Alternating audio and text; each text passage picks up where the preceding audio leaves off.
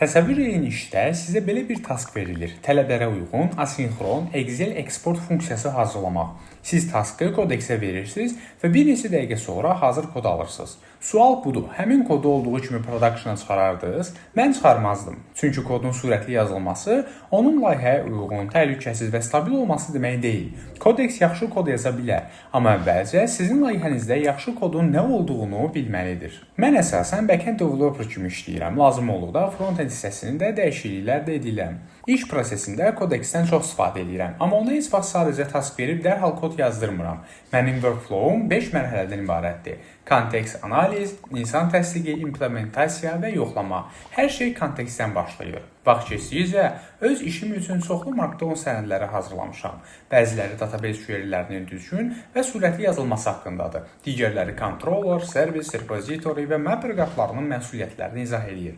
Mikroservislər arasındakı əlaqələr, transaction qaydaları, security, testing və error handling üçün də ayrıca sənədlərim var. Öz kod qaydalarımı da həmin sənədlərə əlavə eləmişəm. Məsələn, Java faylı maksimum 400 sətr olmalıdır. Kodun içərisində uzun paket adları yazmaq əvəzinə normal import istifadə edilməlidir. Nested, lokal və anonymous class yaradılmamalıdır. Controller HTTP məsələlərini, service business prosesini, repository database əməliyyatlarını, mapper isə yalnız mapping işini idarə etməlidir. Amma bütün bu sənədləri hər dəfə promptda əlavə eləmirəm, çünki kodeksin hər taskda bütün kitabxananın oxumasına ehtiyac yoxdur. Bunun əvəzinə təkrarlanan workflow-ları ayrıca skill'ə çevrilmişəm.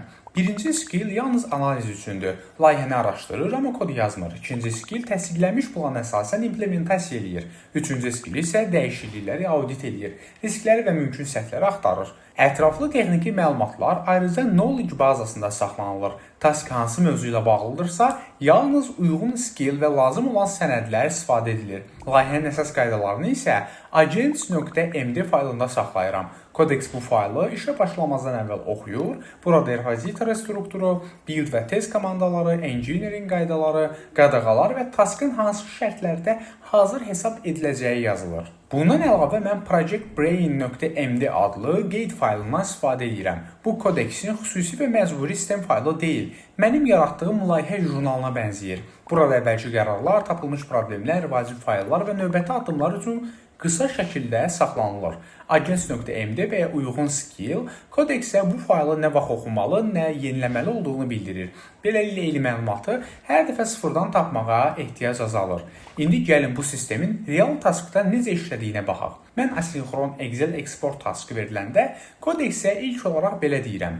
Layihəni və taskın tələblərini dərindən analiz elə. Hələ heç bir kod yazma. Mövcud arxitekturanı, dəyişilməli olan faylları, mümkün riskləri və implementasiya planını göstər. Bu mərhələdə kodeks repozitorini araşdırır, mövcud eksport nümunəsini tapır, məlumatın hansı query ilə alınacağını, böyük datasetin yaddaşa təsirini, asinxron prosesinin necə idarə edildiyini, istifadəçi icazələrini və mövcud test strukturunu yoxlayır. Sonra mənə plan verir. Mən həmin planı özüm oxuyuram.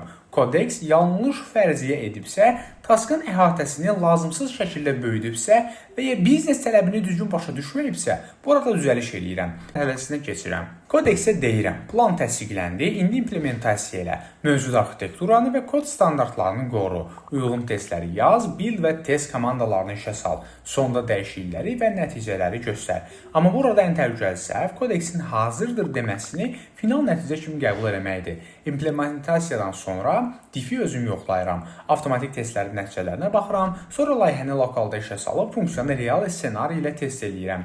Proses həqiqətən asinxron işləyirmi? Excel faylı düzgün yaranırmı? Böyük məlumatda sistem necə davranır? Xəta baş verdikdə vəziyyət idarə olunurmu? İcazəsi olmayan istifadəçi eksport başlada bilirmi? Yalnız kod, testlər və lokal nəticə ilə birlikdə yoxlandıqdan sonra dəyişiklik komandanın normal deploy prosesinə göndərilir. Kodeksi professional edən sehirli prompt deyil. Əsas fərq sizin ona verdiyiniz kontekst, yazdığınız qaydalar və qurduğunuz workflow-dur. Backend, frontend və ya full stack developer olmağınız fərq eləmir. Öz sahənizdə təkrarlanan qaydaları sənədləşdirin. Onları konkret skillsa çevirin. Layihə qaydalarını agents.md daxilində saxlayın. Əvvəl analiz etdirin, sonra implementasiyaya icazə verin və final nəticəni mütləq özünüz yoxlayın. Kodeksin real gücü sadəcə daha sürətli kod yazmaq deyil. Onun real gücü sizin professional iş prosesinizi hər yeni taskda ardıcıl şəkildə təkrar edə bilməsidir. Növbəti videoda istifadə etdiyim analiz, implementation və audit skilllərinin necə yaratıldığını addım-addım göstərə bilərəm. Kodeksi real developer workflow ilə öyrənmək istəyirsinizsə, kanala abunə olun.